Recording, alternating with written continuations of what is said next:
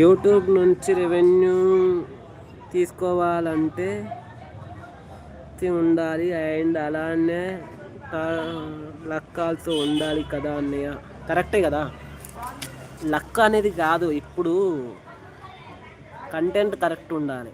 జనాలు ఏం చూస్తారు కదా అంటే పాజిటివ్ని పక్క పెట్టేసి నెగిటివ్ని ట్రోల్ చేస్తారు. నెగిటివ్ వాళ్ళకు ఛానల్ పెట్టే వాళ్ళకి ఎక్కువ అమౌంట్ వస్తుంది. మీకు అర్థమవుతలేదు.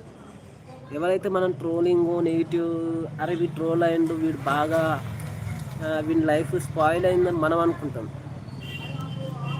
అది జనాలకు ఎందుకు అర్థమవుతుందో నాకు అర్థమవుతుంది. ఎవడైతే ట్రోలింగ్లో పడుతుండో వాడు లక్షలలో ఇన్కమ్ ఎర్న్ చేస్తుండో నాకు అర్థమైంది. అది చూసి ఆడియన్స్ కూడా తొందరనే అర్థమవుతుంది అనుకుంటున్నా. ఎవడైతే ట్రోలింగ్ కాకుండా నార్మల్గా ఏదో వీడియోస్ చేసుకుంటూ పోయటానికి తక్కువ రెవెన్యూ.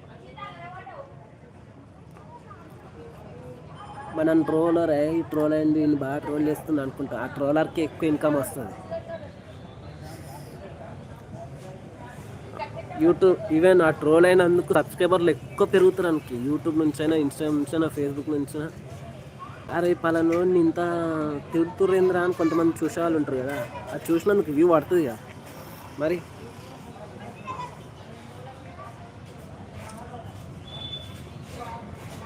జనాలు అది అర్థం చేసుకుంటున్నారు. అదే ఎంతసేపు మనం ట్రోల్ చేస్తున్నాం అనుకుంటారు కదా.